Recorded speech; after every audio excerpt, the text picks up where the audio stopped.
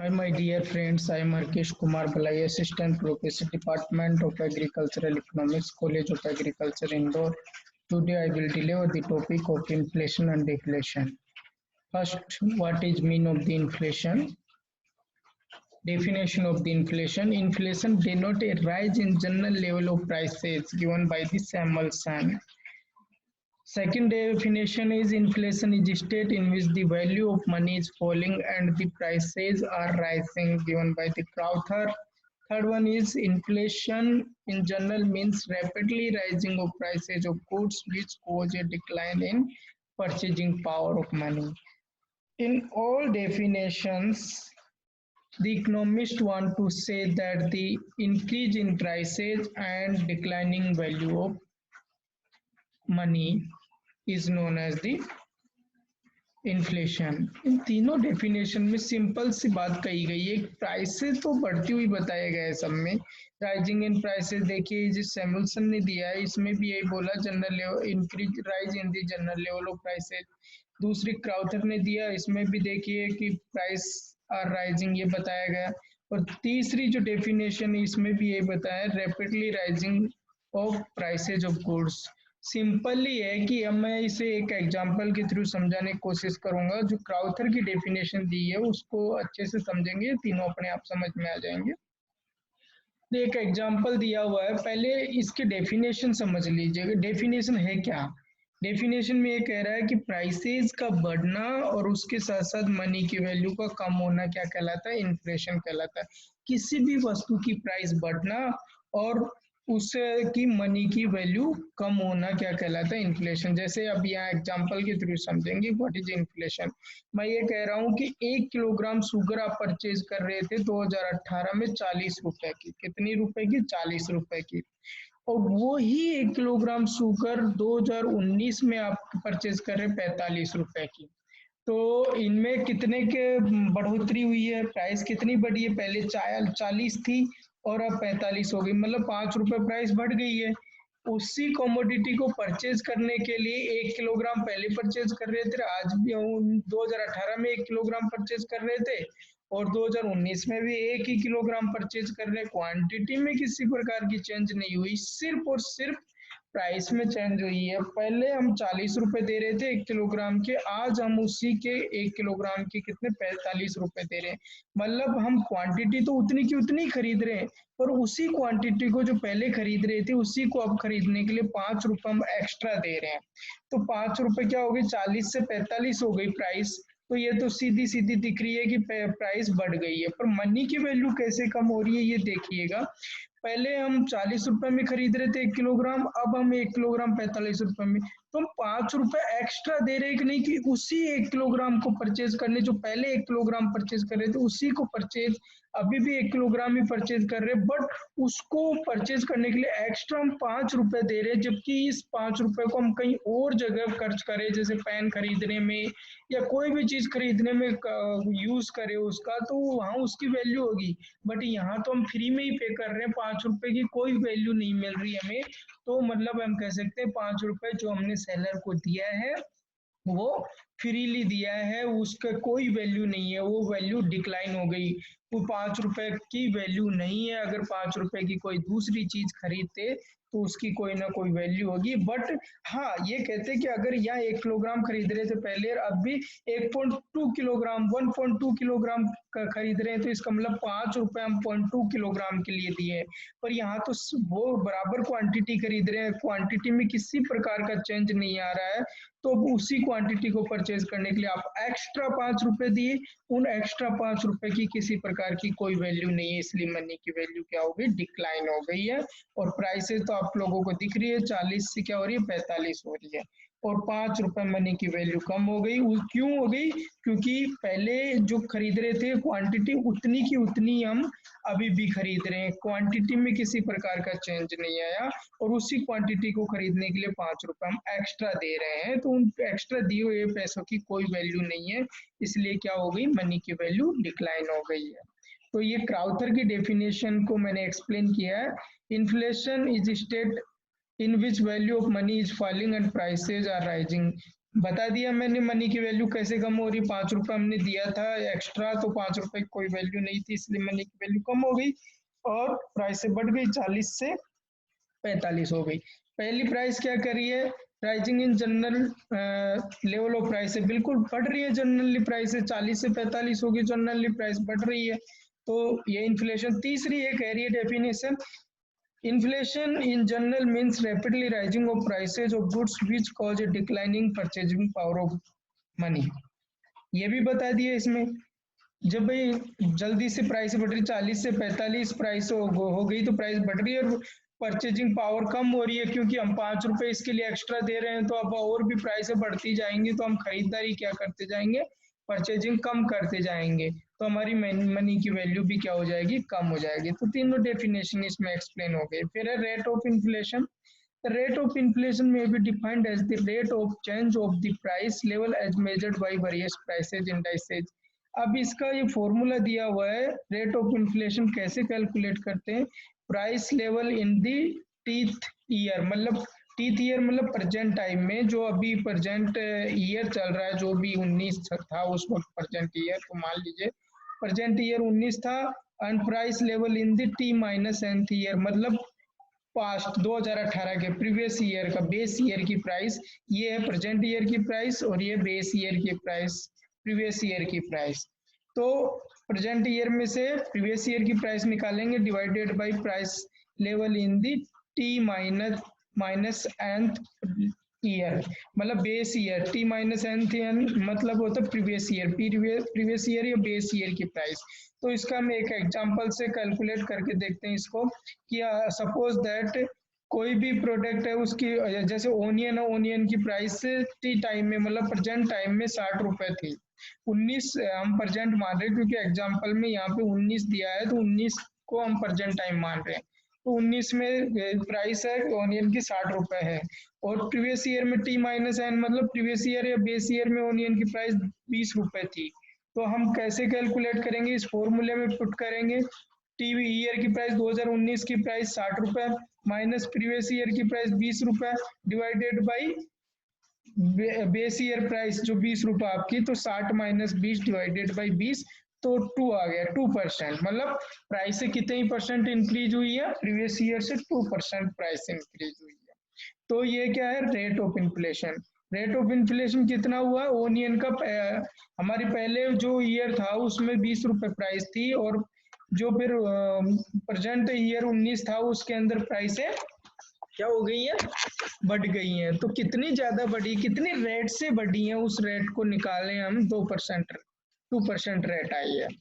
फिर type of inflation, based on intensity and extent of price rises on the basis of causal factor, on the basis of public या government control. 3 प्रकार से divide किया है। सबसे पहले है creeping inflation, based on intensity and extent of price rise, मतलब price से बढ़ने के आधार पर इन्फ्लेशन को कितने भागों में बांटा गया, creeping inflation, walking inflation, running inflation, hyper और ग्लोपिंग इन्फ्लेशन। एक स्टेप बाय स्टेप पढ़ेंगे हम।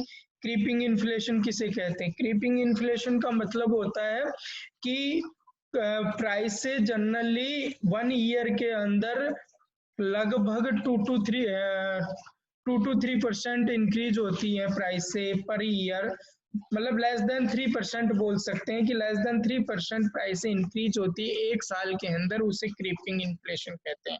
कितना, लेस देन 3%, 3% से कम प्राइस इंक्रीज हो रही है एक साल में, जैसे अभी यहाँ पे हमने कैलकुलेट किया था 2% आई है, तो मतलब वो क्रीपिंग इन्फ्लेशन था। क्यों, क्योंकि 3% से प्राइस कम इंक्रीज हुई है एक साल के अंदर, तो क्रीपिंग।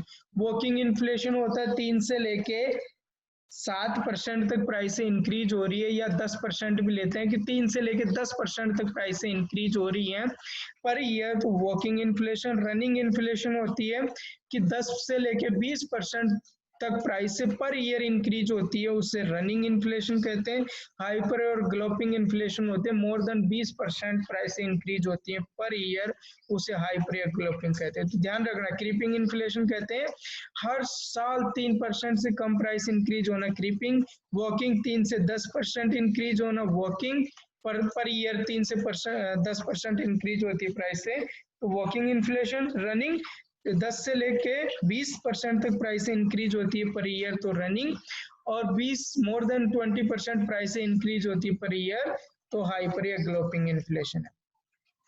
फिर है on the basis of causal factor, किसके कारण प्राइस इंक्रीज होती है, किसके कारण इन्फ्लेशन होता है, उसको हम पढ़ेंगे। डिमांड पुश इन्फ्लेशन और एक्सेस डिमांड इन्फ्लेशन है पहला। दूसरा कॉस्ट पुश और वेज पुश इन्फ्लेशन है। तीसरा मिक्स्ड डिमांड इन्फ्लेशन है। चौथा मार्क अप और प्रॉफिट पुश इन्फ्लेशन है। और नेक्स्ट है लास्ट बोटल नेक इन्फ्लेशन। पहला है डिमांड पुश और एक्सेस डिमांड इन्फ्लेशन, मतलब डिमांड और सप्लाई में चेंज आता है। अगर डिमांड है सप्लाई से ज्यादा हो जाती है उसे डिमांड पुल इन्फ्लेशन। क्यों? मान लीजिए मार्केट के अंदर सप्लाई 10 क्विंटल हो रही है किसी भी चीज की, पर डिमांड है उसकी 15 क्विंटल है, 15 क्विंटल डिमांड है किसी भी कमोडिटी की और उसकी सप्लाई हो रही है कितनी, 10 क्विंटल। तो 5 क्विंटल और चाहिए, वो 5 क्विंटल नहीं मिलने के कारण क्या हो रही, सप्लाई नहीं होने के कारण एक्स्ट्रा 5 क्विंटल सेलर क्या करता है, प्राइसेज बढ़ा देता है। तो किसके कारण प्राइसें बढ़ी है, इन्फ्लेशन किसके कारण हुआ, डिमांड ज्यादा होने के कारण सेलर ने प्राइस बढ़ा दी। प्राइस बढ़ते ही क्या हो जाता है, इन्फ्लेशन हो जाता है। तो डिमांड के बढ़ने के कारण जो इन्फ्लेशन हुआ है उसे डिमांड पुश या एक्सेस डिमांड इन्फ्लेशन। दूसरा कॉस्ट पुश और वेज पुश इन्फ्लेशन। अब देखिए मतलब कोई भी प्रोडक्ट को आप बना रहे हैं, जैसे मान लीजिए गेहूं उगा रहे हैं, तो गेहूं उगाने के लिए आपको जितने भी इनपुट चाहिए, सीड, फर्टिलाइजर, इंसेक्टिसाइड, उनकी प्राइस बढ़ जाएगी। तो उनकी प्राइस बढ़ने पर आप अपने जो गेहूं उगाए हैं तो गेहूं की प्राइस भी आप बढ़ाओगे। तो किसके कारण बढ़ी, गेहूं की मेन प्रोडक्ट की प्राइस किसके कारण बढ़ी, इनपुट की प्राइस बढ़ने के कारण, ये कॉस्ट बढ़ने के कारण आप आउटपुट की भी प्राइस बढ़ा देते हैं। तो जिसके कारण इन्फ्लेशन होता है उसे कॉस्ट पुश या वेज पुश इन्फ्लेशन बोलते हैं। या लेबर लेबर मान लीजिए लेबर के आप 300 रुपए पर डे देते हैं, उसकी जगह लेबर आपसे 400 रुपए पर डे मांगने लग जाए, तो वो भी इनपुट में ही आता है। तो उनकी सैलरी बढ़ने के कारण आपके अपने प्रोडक्ट की प्राइस भी बढ़ानी पड़ती है। तो प्रोडक्ट की प्राइस होते बढ़ते ही क्या हो जाता है, इन्फ्लेशन हो जाता है। किसके कारण हुआ, कॉस्ट बढ़ने के कारण या वेज बढ़ने के कारण प्राइसें बढ़ती हैं, उसे कॉस्ट पुश या wage push inflation. Mixed inflation बोलते हैं, डिमांड पुश इन्फ्लेशन और कॉस्ट पुश इन्फ्लेशन दोनों एक साथ क्रिएट होती हैं, उसे मिक्स्ड डिमांड इन्फ्लेशन बोलते हैं, मिक्स्ड इन्फ्लेशन बोलते हैं। फिर मार्कअप और प्रॉफिट पुश इन्फ्लेशन। मार्कअप मतलब होता है कि मान लीजिए कोई एंटरप्रेन्योर या बिजनेसमैन है, वो उसको जितना 2% 3% बेनिफिट मिल रहा था, उसने मान लीजिए 100 रुपए लगा करके, 100 रुपए उसने कॉस्ट लगाया, 100 रुपए कॉस्ट लगा करके वो 102 रुपए में उस कमोडिटी को बेच रहा था। तो मतलब 2 रुपए उसको मिल रहा था उसे, कोई हर कमोडिटी पे उसे 2 रुपए प्रॉफिट मिल रहा था। बट उसको ये लगने लगा है कि नहीं, 2 की जगह कॉस्ट भी नहीं बढ़ी है, डिमांड भी नहीं बढ़ी, बट वो अपना प्रॉफिट बढ़ाने के लिए 2 की जगह वो कहे कि 5 रुपए एक्स्ट्रा प्रॉफिट लेना चाहता हूँ। तो 100 रुपए ही कॉस्ट लग रही है, बट वो 5 रुपए बेनिफिट एक्स्ट्रा करने के कारण वो 105 रुपए में उसे बेचने लग जाता है। तो मतलब वो प्रॉफिट को बढ़ाने के लिए प्राइस से बढ़ा देता है, प्राइस से बढ़ा देता है, उसे मार्कअप या प्रॉफिट पुश इन्फ्लेशन कहते हैं। बोटल नेक इन्फ्लेशन, बोटल नेक इन्फ्लेशन बोलते हैं, इसे स्ट्रक्चरल इन्फ्लेशन भी बोलते हैं। कि भाई किसी भी जो मान लीजिए इंडस्ट्री है, इंडस्ट्री में पहले हम कंप्यूटर यूज करा करते थे, कंप्यूटर की जगह हम लैपटॉप ले आए, लैपटॉप का यूज किया, तो क्या हो गई, लैपटॉप की जनरल प्राइस से क्या हो गई, इंक्रीज हो गई। तो हम क्या है कि उस ऑर्गेनाइजेशन की स्ट्रक्चर को ही चेंज कर दिए, पहले लैपटॉप थे उसकी जगह आप कंप्यूटर यूज करने लग गए, तो ऑर्गेनाइजेशन की स्ट्रक्चर चेंज हुई। क्यों, इसके लैपटॉप के आने के कारण। तो उससे इन्फ्लेशन क्रिएट हो गया, लैपटॉप की प्राइस बढ़ गई है, तो उसे क्या बोलेंगे हम, बोटलनेक इन्फ्लेशन। तीसरा on the basis of public या गवर्नमेंट कंट्रोल, दो प्रकार का, open inflation and suppressed inflation. Open inflation कहते हैं कि गवर्नमेंट किसी प्रकार का कोई कंट्रोल नहीं करती इन्फ्लेशन होने में, अपने आप कोई भी चीज का इन्फ्लेशन हो रहा है और गवर्नमेंट उसमें किसी प्रकार का कोई इंटरफेयर नहीं कर रही है इन्फ्लेशन को रोकने के लिए, उसे ओपन इन्फ्लेशन। जैसे जनरल प्राइस, जनरल कमोडिटी की प्राइस होती है, उनकी प्राइस बढ़ने पर गवर्नमेंट किसी प्रकार का कोई इंटरफेयर नहीं करती है प्राइस बढ़ने से, उसे क्या बोलते हैं, ओपन इन्फ्लेशन। दूसरा सप्रेस्ड इन्फ्लेशन। सप्रेस्ड इन्फ्लेशन कहते हैं कि कोई कमोडिटी की अगर प्राइसें बढ़ रही है, इसेंशियल कमोडिटी उनकी प्राइसें बढ़ती है, तो गवर्नमेंट आकर के उनको कंट्रोल करती है, क्योंकि गरीब आदमी है उस कमोडिटी को खरीद नहीं पाएगा, इसलिए गवर्नमेंट को आके उसकी प्राइसेस को क्या करना पड़ता, कंट्रोल करना पड़ता, उसे सप्रेस्ड इन्फ्लेशन कहते हैं। तो गवर्नमेंट जिस प्राइस को कंट्रोल नहीं करती है उसे ओपन इन्फ्लेशन कहते हैं। ये कुछ अल्कोहलिक वस्तुएं भी होती हैं जिनकी प्राइस गवर्नमेंट कंट्रोल नहीं करती है, बढ़ रही है तो बढ़िया, बढ़ने दो, गवर्नमेंट को बेनिफिट हो रहा है उससे, तो वो ओपन इन्फ्लेशन होगा, सप्रेस्ड होगा। इसेंशियल कमोडिटीज की अगर प्राइसें बढ़ती जा रही है तो गवर्नमेंट उनको कंट्रोल करती है, ताकि जो गरीब आदमी है वो भी उसको खरीद पाए, इसलिए उसे सप्रेस्ड इन्फ्लेशन कहते हैं। फिर इसके कंट्रोल मेजर है। Control measure of the inflation दो प्रकार का, मॉनेटरी मेजर्स और फिस्कल मेजर्स। मॉनेटरी मेजर है वो गवर्नमेंट आरबीआई के द्वारा कंट्रोल किया जाता है, और जो फिस्कल मेजर्स है, मॉनेटरी मेजर आरबीआई के द्वारा कंट्रोल किया जाता है और फिस्कल मेजर है वो गवर्नमेंट ऑफ इंडिया के द्वारा कंट्रोल किया जाता है। मॉनेटरी मेजर किसे कहते हैं? देखिए इसमें 3-4 तरीके बताए हैं कंट्रोलिंग करने के लिए। Increase interest rate of bank, decrease money supply, decrease availability of credit from bank, decrease currency control. अब देखिए पहला हम पढ़ रहे हैं increase interest rate of bank. क्या होता है कि आरबीआई जब इन्फ्लेशन होता है तो आरबीआई उस वक्त क्या करती है कि सभी बैंकों को इंस्ट्रक्ट करती है कि सभी अपनी इंटरेस्ट रेट को बढ़ा दें। तो बैंक जब इंटरेस्ट रेट बढ़ा देते हैं तो क्या करते हैं, हम सभी लोग अपने जो पैसे होते हैं वो बैंक के अंदर हम जमा करा दें। बैंक हमें इंटरेस्ट ज्यादा दे रहा है तो हम स्वाभाविक बात है सभी के लोग अपने पैसे बैंक में जमा कराएंगे। पहले 7% दे रहा था, अब 10-12% इंटरेस्ट देने लग गए, हम पैसे जमा करा रहे हैं उन पे। तो क्या करेंगे, हम सभी लोग पैसों को बैंक में जमा करा देंगे। जब बैंक में पैसे हम जमा करा देंगे, हमारे पास पैसे नहीं होंगे, पैसे नहीं होंगे तो हम परचेजिंग नहीं करेंगे, परचेजिंग नहीं करेंगे तो सेलर को अपने आप ही प्राइस को क्या करना पड़ेगा, कम करना पड़ेगा। जब सेलर आप खरीदारी नहीं कर रहे हैं तो सेलर अपने प्रोडक्ट को खराब नहीं होने देगा, वो क्या करेगा, प्राइस को डिक्रीज करेगा। तो इस तरह से जो आरबीआई है या बैंक है वो क्या करते हैं, इन्फ्लेशन को कंट्रोल करते हैं, इंटरेस्ट रेट को क्या करके इंक्रीज करके। इंक्रीज करते ही सभी लोग लालची होते हैं, पैसों को बैंक में जमा करा देते हैं। जब बैंक में जमा करा दिया तो उनके पास पैसे नहीं होते, न होने के कारण उनकी परचेजिंग क्या हो जाती है, कम हो जाती है, और परचेजिंग कम होने के कारण सेलर को क्या करना पड़ता है, परचेजिंग बढ़ाने के लिए सेलर को प्राइस से डाउन करनी पड़ती है, तो इन्फ्लेशन कंट्रोल हो जाता है। फिर डिक्रीज मनी सप्लाई।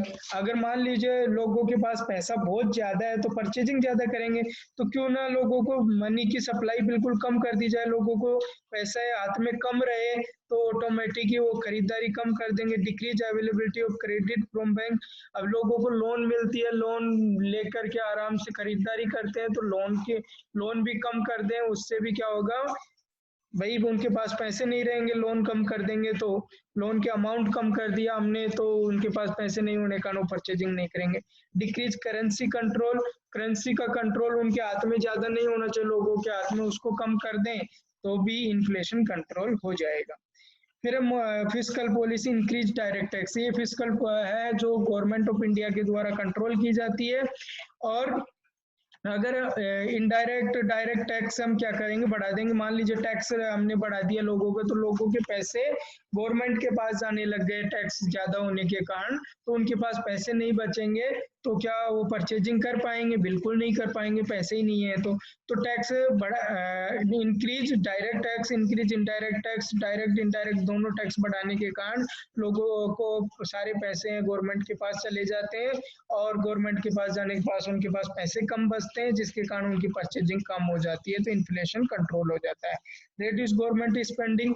जो गवर्नमेंट है लोगों के ऊपर खर्चा करती है वो कम कर दे, क्योंकि लोगों पे खर्चा कर देती है तो उनकी मूलभूत आवश्यकताएं वो तो पूरी हो जाती है, और उनके पास पैसे वो परचेजिंग में लगाते हैं तो प्राइस बढ़ जाती है, इसलिए वो रिड्यूस करेगा गवर्नमेंट उन पे खर्च करना, तो उनके खुद के पैसे वो अपने लिए बचा करके रखेंगे, जिससे क्या होगा, उनकी परचेजिंग कम हो जाएगी, परचेजिंग कम हो जाएगी तो इन्फ्लेशन कंट्रोल हो जाएगा।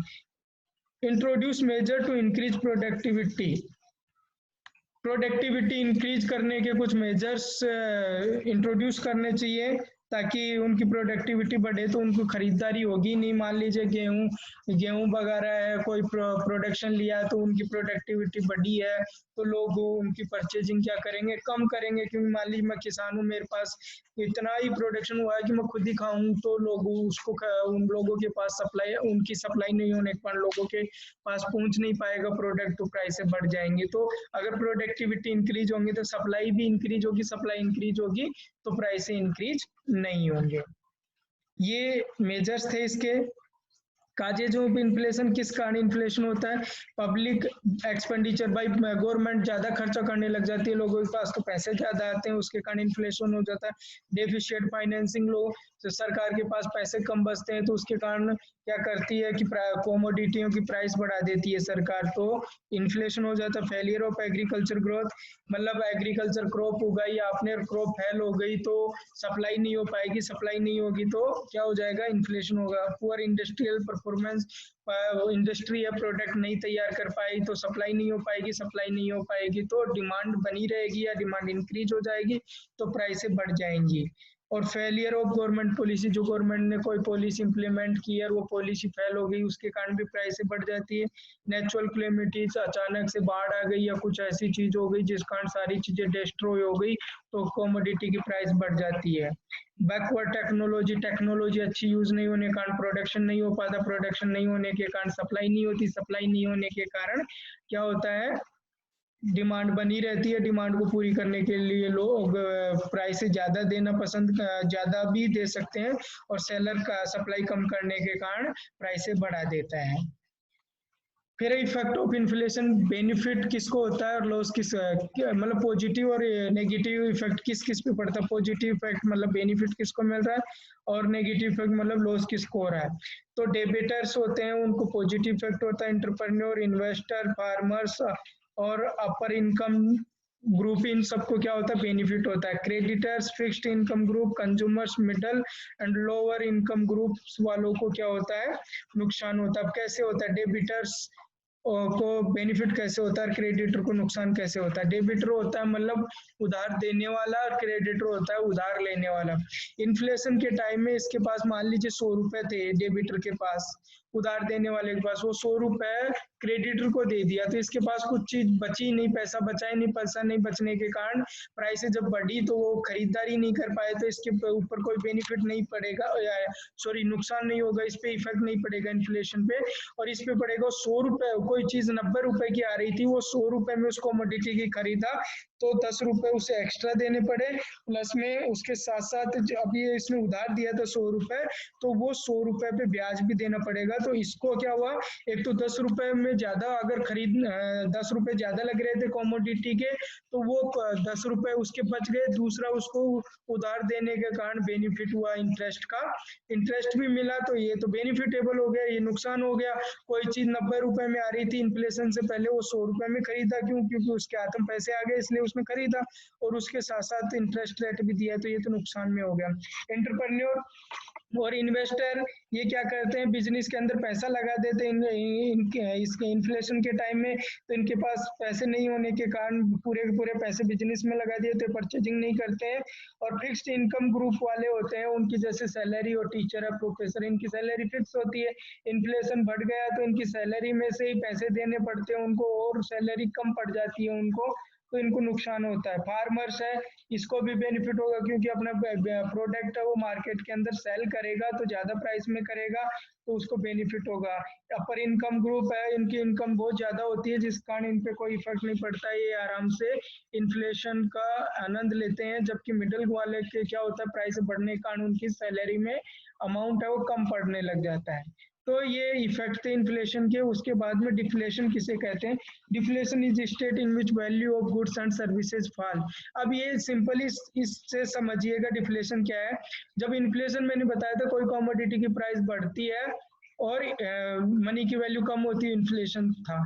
तो इन्फ्लेशन के जस्ट अपोजिट होता है, उसे डिफ्लेशन कहते हैं। किसी कमोडिटी की प्राइस कम होना और मनी की वैल्यू बढ़ना क्या कहलाता है, डिफ्लेशन। जैसे एग्जांपल ले लीजिए, 2018 में हमने उल्टा कर दिया, 45 रुपए में कोई कमोडिटी बिक रही थी और 2019 में वो 40 में बिकने लग गई। तो पहले 45 में थी वो, उतनी किलोग्राम क्वांटिटी शुगर की, और 2019 में वो 40 में हो गई, तो 5 रुपए हमारे पास बचत हो गई। तो ये 5 रुपए हमारे पास बचत हुई, इन 5 रुपए को हम कहीं दूसरी जगह खर्च कर सकते हैं, तो वो उसकी वैल्यू हुई कि नहीं, तो इसलिए प्राइस क्या हो गई, कम हो गई, मनी की वैल्यू क्या हो गई, बढ़ गई है, उसे डिफ्लेशन कहते हैं। फिर stagflation refers to the situation when is high inflation occur along with high unemployment। Stagflation कहते हैं कि हाई इन्फ्लेशन और उसके साथ साथ हाई रेट ऑफ अनएम्प्लॉयमेंट हो, दोनों के दोनों एक साथ हाई रेट में होते हैं, उससे क्या कहते हैं, स्टैगफ्लेशन। तो ध्यान रखना, इन्फ्लेशन भी हाई रेट हो और अनएम्प्लॉयमेंट भी हाई रेट हो, दोनों के दोनों हाई रेट हो, तो उसे स्टैगफ्लेशन कहते हैं। The term stagflation was coined in the 1973 in several countries, developed countries, when the rapid increase in oil prices lead to sharp increase in prices of manufactured goods and the real GNP declined while the rate of unemployment increased। तो stagflation कब हुआ था, 1973 में हुआ था, developed country में, जब oil की प्राइस से बढ़ गई थी, उसके कारण अनएम्प्लॉयमेंट भी रेट भी क्या होने लग गई थी, कम होने लग गई थी, तो उसे क्या बोला गया, स्टैगफ्लेशन बोला गया। तो ये हमारा टॉपिक बहुत ही इजी था, इन्फ्लेशन और डिफ्लेशन। Thank you.